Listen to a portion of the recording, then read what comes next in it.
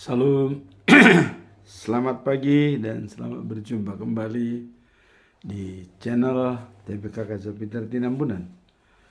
Firman Tuhan pada hari ini di hari yang ke-136, tanggal 16 Mei tahun 2025, diambil dari kitab atau surat Judas pasal 1 ayat 2 dengan perikop waspada pada guru-guru palsu.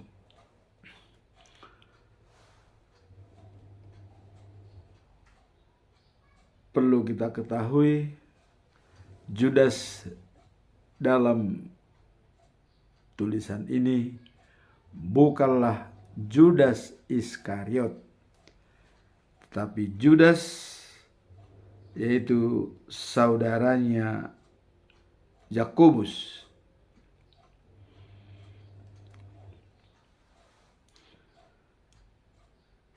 Dengan nats adalah sebagai berikut: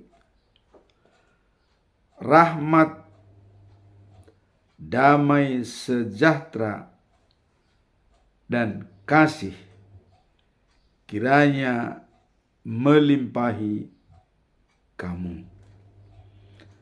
Dalam bahasa Indonesia sehari-hari dikatakan bahwa Judas saudara Yakobus mengharap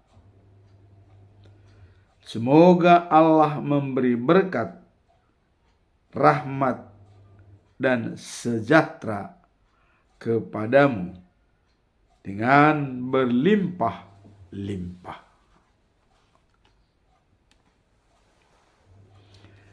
Bahasa Batak Toba Siganupari didok songonon.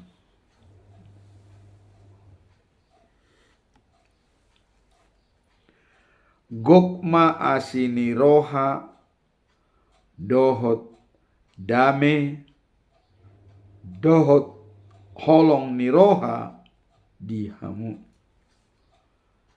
Itulah firman Tuhan pada hari ini. Sekali lagi saya katakan bahwa Judas dalam tulisan ini adalah bukan Judas Iskariot, tetapi Judas saudaranya Yakobus. Itulah penulis surat ini. Sekarang mari kita lihat adanya tulisan dari Judas untuk para pembaca. Jadi tidak menyampaikan kepada jemaat tertentu, tapi ini kepada pembaca. Mengharapkan apa latar belakang daripada perikop ini. Latar belakangnya adalah Judas melihat bahwa ada ajaran-ajaran guru-guru palsu.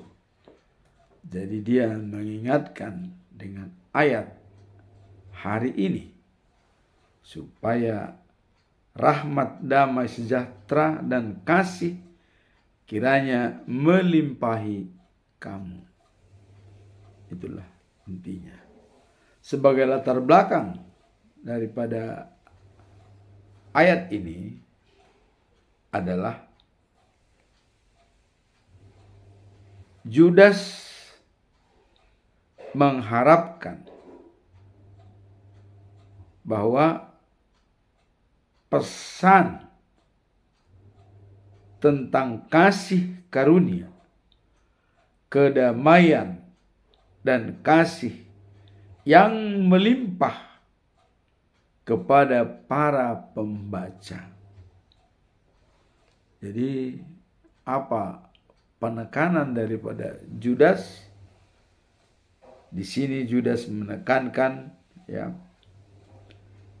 pada pembacanya bahwa dalam menghadapi guru-guru palsu, artinya guru-guru yang sesat.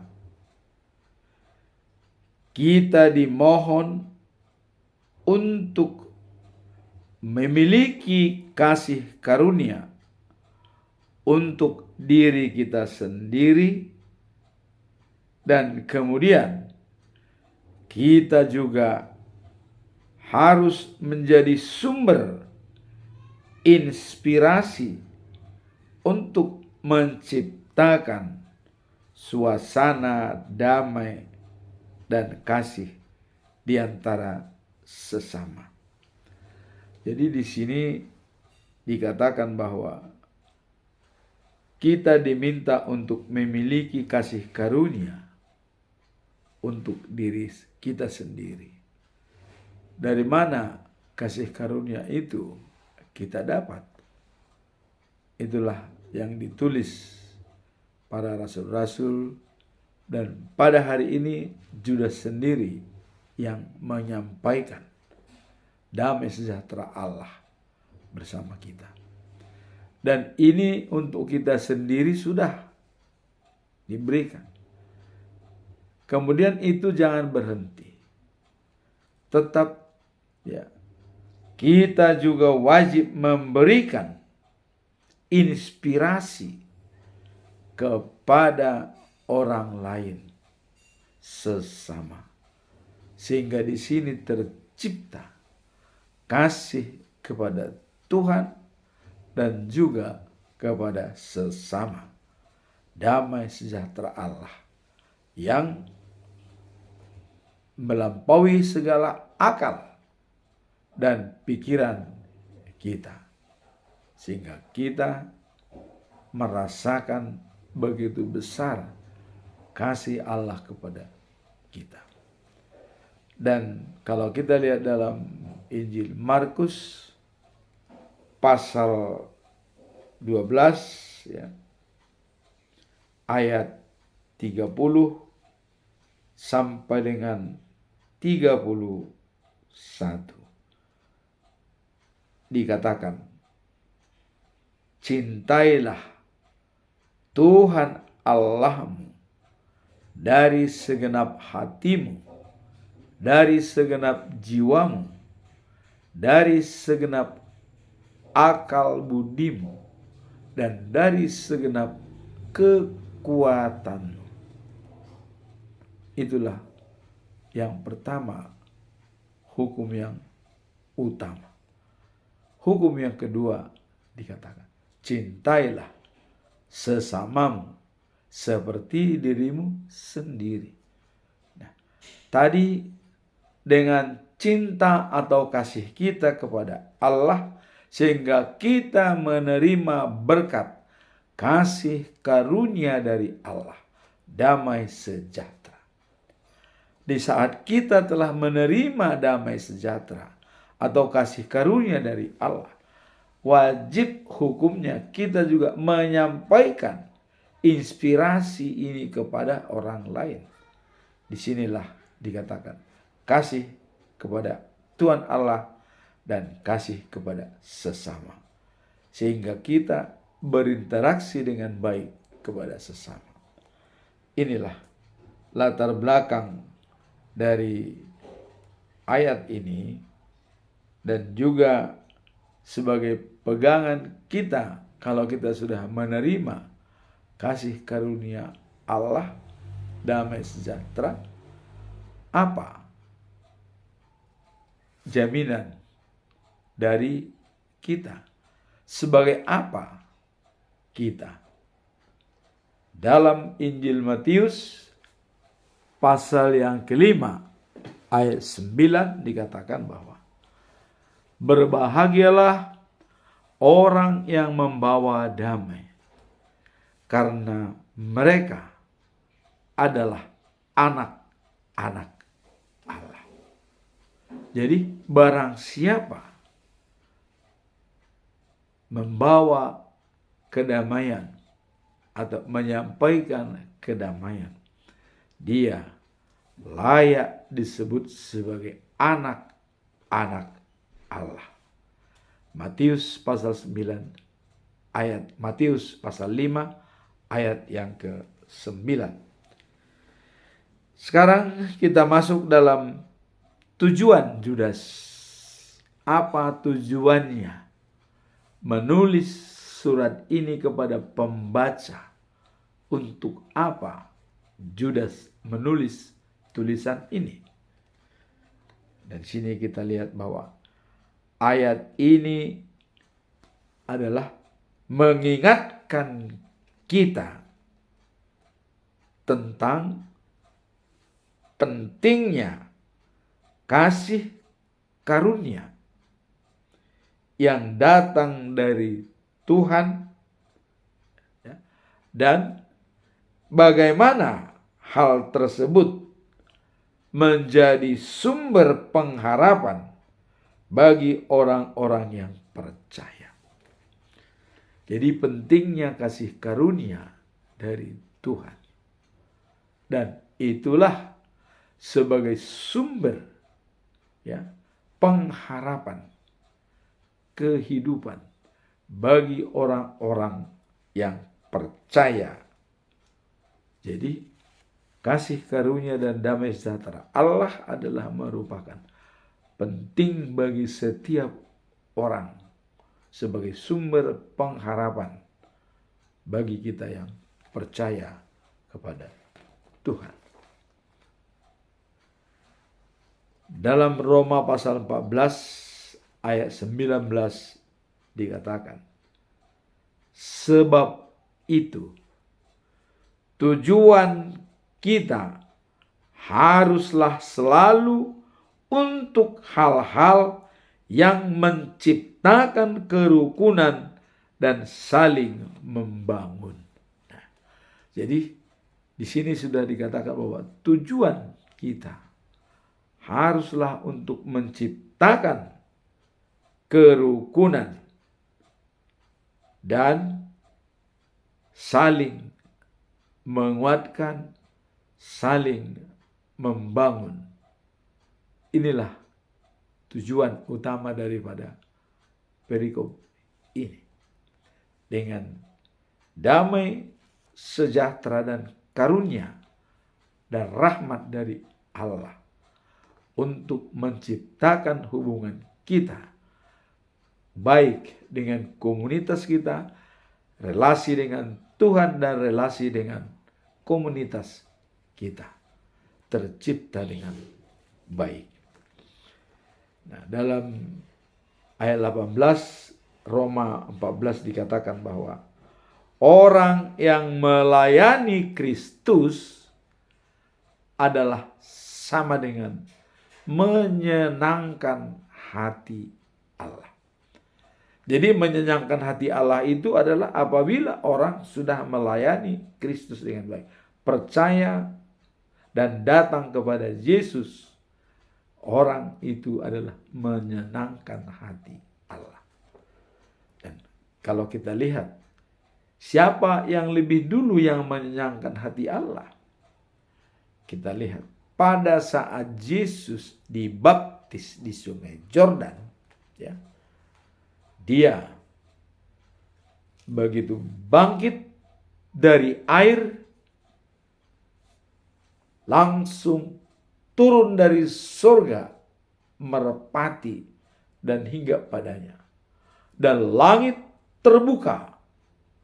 Suara dari Allah menyatakan, inilah anakku yang kukasihi, kepadanya lah aku berkenaan dan menyenangkan hatiku.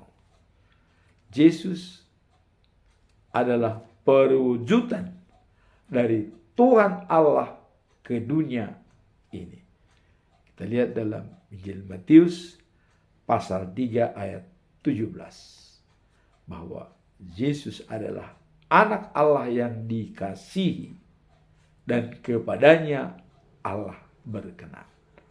Maka ya, ketika kita mempelajari keberadaan Tuhan Yesus, kalau kita melihat dalam Injil Yohanes pasal 14 ayat 6 dikatakan, akulah jalan, ya, kebenaran dan hidup. Tidak ada sampai kepada Bapa tanpa melalui aku. Datang Filipus bertanya, di manakah Bapa itu? Jelaskan kepada kami, supaya kami tahu. Karena Yesus mengatakan tidak ada sampai kepada Bapa, lantas pengikutnya mengatakan, di mana Bapa itu? Yesus menjelaskan, Filipus, kau sudah lama bersama saya, tapi kamu kenapa masih belum mengerti siapa saya ini? Sudah lama kita bergaul, kira-kira begitu disampaikan Yesus. Tapi Yesus langsung berterus terang pada saat itu, karena itu adalah kesempatan dia terakhir untuk memberikan pengarahan kepada murid-muridnya sebelum bangkit atau naik ke surga, ya, untuk menyiapkan jalan bagi kita. Dikatakan oleh Yesus, melihat aku sama dengan melihat Bapa. Dari sini bisa kita simak makna apa yang disampaikan Yesus, melihat aku sama dengan melihat Bapa. Berarti Yesus sama dengan Bapa. Mau cari kemana lagi Bapa itu? Kira-kira begitu yang disampaikan Yesus. Dan Yesus sudah mengatakan, aku menjalankan segala perintah atas pengetahuan Bapa, tidak pernah atas keinginanku sendiri. Kenapa? Karena aku bersama dengan Bapa dan Bapa bersama dengan aku. Jadi setiap apa tindakan Yesus itu adalah sesuai dengan kehendak Bapa. Karena kenapa? Dia bersama dengan Bapa. Disinilah, ya, pendapat-pendapat daripada apologet di luar umat Kristen yang mengatakan bahwa Yesus beda dengan Allah, beda dengan Roh Kudus, ada 3 Tuhan. Padahal di sini sudah dikatakan, Bapa bersama dengan aku bersama dengan Bapa. Nah, satu lagi nanti Yesus mau naik ke surga, dia menjanjikan akan kukirim Roh Kudus untuk menemani kalian, supaya ada penolong, pembimbing, dan juga pemberi harapan kepadamu, supaya hidupmu tidak sesat, untuk menemani kamu sampai akhir hajatmu, sampai akhir hidupmu di dunia ini, sampai saya datang menjemputmu. Roh Kudus yang menemani. Roh Kudus itu siapa? Ya dia, Allah juga. Nah makanya Trinitatis, Bapa, Anak, dan Roh Kudus adalah jadi satu kesatuan. Tidak ada terpisah 3. Maka kalau Anda melihat di dalam setiap khotbah saya, ada 3 di bawah daripada ini. Pertama adalah globe yang berputar. Itu saya gambarkan adalah dunia. Kita berada di dalam dunia yang saat ini, yang berputar, ya. Dan yang kedua adalah segitiga sama sisi. Itulah Trinitatis. 3 sisi, ya, sama, tapi dia dalam satu kesatuan. Apakah segitiga itu 3? Tidak. Segitiga itu adalah satu, tapi dalam satu kesatuan. Sama dengan tubuh kita. Ada jantung, ada kaki, ada otak, ada ginjal. Semuanya itu tidak terpisah menjadi satu kesatuan. Demikianlah Tuhan, Allah Bapa, Anak, dan Roh Kudus. Satu kesatuan. Dari pernyataan Yesus mengatakan, aku bersama Bapa dan Bapa bersama dengan aku. Melihat aku sama dengan melihat Bapa. Jelas, ya. Nah kemudian kalau kita lihat dari 3 gambar yang ada di bawah ini, yang satu terakhir adalah segi 4. Itulah the new of Jerusalem. Itulah Jerusalem yang baru. Kita baca dalam kitab Wahyu pasal 21 ayat 9. Tuhan akan menciptakan Yerusalem yang baru. Langit lama, bumi lama akan tenggelam, akan hancur, dan ada langit baru dan bumi baru. Itulah Yerusalem yang baru. Disitulah Tuhan Allah memimpin segala-galanya, hanya satu pemimpin, yaitu Tuhan Allah. Nah, sekarang kita masuk dalam masalah tujuan yang disampaikan tadi, bahwa menunjukkan pentingnya pengalaman akan kasih karunia Tuhan, mengubah hidup dan membawa ketenangan dalam relasi dengan Tuhan dan sesama. Jadi adanya hubungan timbal balik antara manusia dan Tuhan untuk membangun relasi itulah. Maka rahmat Allah, karunia damai sejahtera diturunkan kepada kita agar kita tetap membangun relasi yang baik dengan Tuhan. Nah, kemudian apa pesannya dalam tujuan hidup tersebut? Kita tidak hanya menerima berkat, tetapi juga untuk menyebarkannya kepada orang lain, sehingga kehidupan kita dapat menjadi saksi yang hidup dari iman yang kita miliki. Jadi iman yang kita miliki menjadi saksi hidup terhadap orang-orang yang berada di sekitar kita. Itulah tujuan utama daripada perikop. Jadilah kita menjadi saluran berkat dan saksi hidup yang baik bagi orang lain. Mengasihi sesama, mengasihi Tuhan, membangun relasi dan saling menguatkan dan saling mengasihi. Terutama kita tetap fokus untuk memuji dan memuliakan Tuhan. Apa pesan moral daripada perikop ini? Pesan moralnya adalah pentingnya memiliki relasi yang baik dengan Allah dan sesama. Itu pesan moralnya. Jadi hubungan baik antara kita dengan Tuhan. Itulah pesan moral daripada ayat ini. Untuk hal ini maka rahmat, kasih, dan damai sejahtera sangat dibutuhkan bagi orang yang percaya kepada Yesus Kristus. Matius 5 ayat 9 dikatakan, berbahagialah orang yang membawa damai, karena mereka layak disebut sebagai anak-anak Allah. Sekarang kita masuk dalam implementasi. Apa implementasi? Penerapannya dalam ayat ini. Dengan memiliki nilai-nilai rahmat, kasih, dan damai sejahtera yang Tuhan berikan kepada kita. Jadi nilai-nilai itu sudah diberikan. Bagaimana kita mengimplementasikannya kepada orang? Nah, panduan, hal ini bisa menjadi panduan dalam interaksi sehari-hari dengan orang lain, khususnya dalam konteks memperkuat hubungan dan membangun lingkungan yang harmonis. Jadi inilah implementasi setelah kita memiliki nilai-nilai kasih, karunia, dan damai sejahtera.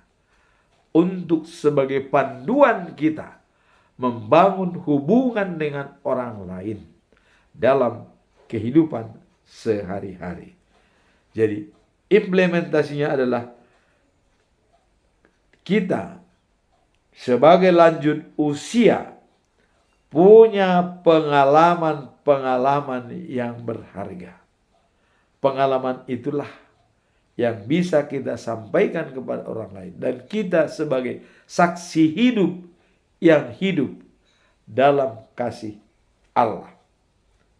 Nah, sehingga ya, kita berusaha ya, dengan sesama kita dalam ya, kenyamanan dan juga ketenangan untuk membuat hubungan kita lebih baik dan lebih persuasif. Itulah implementasi daripada perikop ini.